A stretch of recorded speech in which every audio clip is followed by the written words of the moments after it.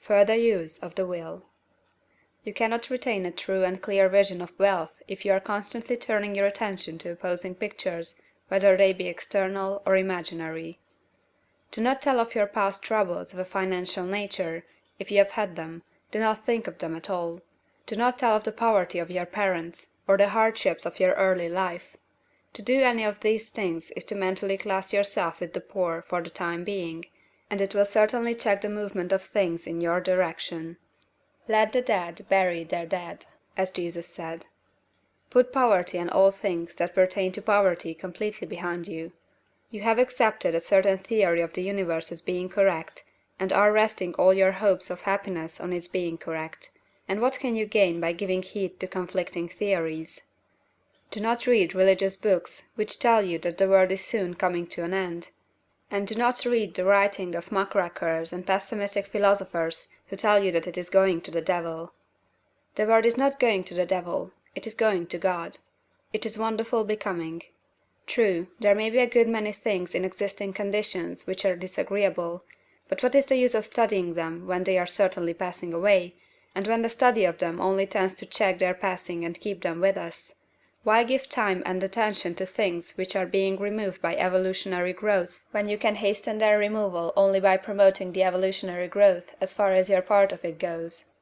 No matter how horrible in seeming may be the conditions in certain countries, sections, or places, you waste your time and destroy your own chances by considering them. You should interest yourself in the world's becoming rich. Think of the riches the world is coming into, instead of the poverty it is growing out of.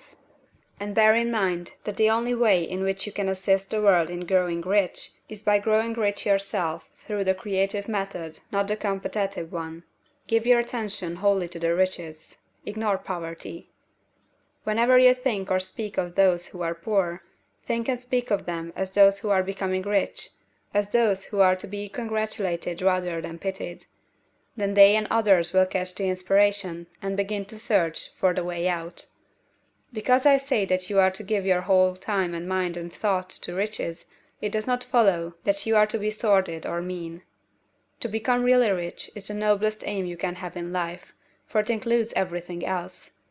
On the competitive plane, the struggle to get rich is a godless scramble for power over other men, but when we come into the creative mind, all this is changed. All that is possible in the way of greatness and soul unfoldment, of service and lofty endeavor, comes by way of getting rich. All is made possible by the use of things. If you lack for physical health, you will find that the attainment of it is conditional on your getting rich. Only those who are emancipated from financial worry and who have the means to live a carefree existence and follow hygienic practices can have and retain health. Moral and spiritual greatness is possible only to those who are above the competitive battle of existence, and only those who are becoming rich on the plane of creative thought are free from the degrading influences of competition. If your heart is set on domestic happiness, remember that love flourishes best where there is refinement, a high level of thought, and freedom from corrupting influences, and these are to be found only where riches are attained by the exercise of creative thought, without strife or rivalry. You can aim at nothing so great or noble, I repeat, as to become rich, and you must fix your attention upon your mental picture of riches, to the exclusion of all that may tend to dim or obscure the vision. You must learn to see the underlying truth in all things. You must see beneath all seemingly wrong conditions the great one life ever moving forward toward fuller expression and more complete happiness. It is the truth that there is no such thing as poverty, that there is only wealth. Some people remain in poverty because they are ignorant of the fact that there is wealth for them, and these can be best taught by showing them the way of affluence in your own person and practice. Others are poor because, while they feel that there is a way out, they are too intellectually indolent to put forth the mental effort necessary to find that way and by travel it, and for these the very best thing you can do is to arouse their desire by showing them the happiness that comes from being rightly rich. Others still are poor because, while they have some notion of science, they have become so swamped and lost in the maze of metaphysical and occult theories that they do not know which road to take. They try a mixture of many systems and fail in all. For these again the very best thing to do is to show the right way in your own person and practice. An ounce of doing things is worth a pound of theorizing. The very best thing you can do for the whole world is to make the most of yourself. You can serve God and man in no more effective way than by getting rich, that is, if you get rich by the creative method and not by the competitive one. Another thing, we assert that this book gives in detail the principles of the science of getting rich, and if that is true, you do not need to read any other book upon the subject.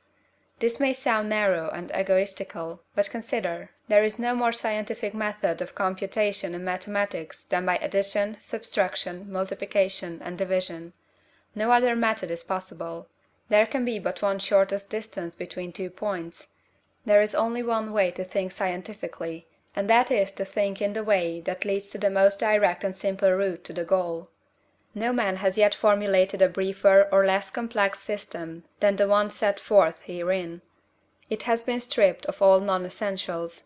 When you commence on this, lay all others aside. Put them out of your mind altogether. Read this book every day, keep it with you, commit it to memory, and do not think about other systems and theories. If you do, you will begin to have doubts, and to be uncertain and wavering in your thought, and then you will begin to make failures. After you have made good and become rich, you may study other systems as much as you please, but until you are quite sure that you have gained what you want, do not read anything on this line but this book, unless it be the authors mentioned in the preface. And read only the most optimistic comments on the world's news, those in harmony with your picture. Also, postpone your investigations into the occult. Do not dabble in theosophy, spiritualism, or kindred studies. It is very likely that the dead still live, and are near, but if they are, let them alone. Mind your own business. Wherever the spirits of the dead may be, they have their own work to do, and their own problems to solve, and we have no right to interfere with them. We cannot help them, and it is very doubtful whether they can help us, or whether we have any right to trespass upon their time if they can. Let the dead and the hereafter alone, and solve your own problem, get rich. If you begin to mix with the occult, you will start mental cross-currents which will surely bring your hopes to shipwreck. Now, this and the preceding chapters have brought us to the following statement of the basic facts. There is a thinking stuff from which all things are made, and which, in its original state, permeates, penetrates, and fills the interspaces of the universe. A thought in this substance produces the thing that is imaged by the thought. Man can form things in his thought, and, by impressing his thought upon formless substance, can cause the thing he thinks about to be created. In order to do this, man must pass from the competitive to the creative mind. He must form a clear mental picture of the things he wants, and hold this picture in his thoughts with the fixed purpose to get what he wants, and the unwavering faith that he does get what he wants, closing his mind against all that may tend to shake his purpose, dim his vision, or quench his faith. And in addition to all this, we shall now see that he must live and act in a certain way. End of chapter 10.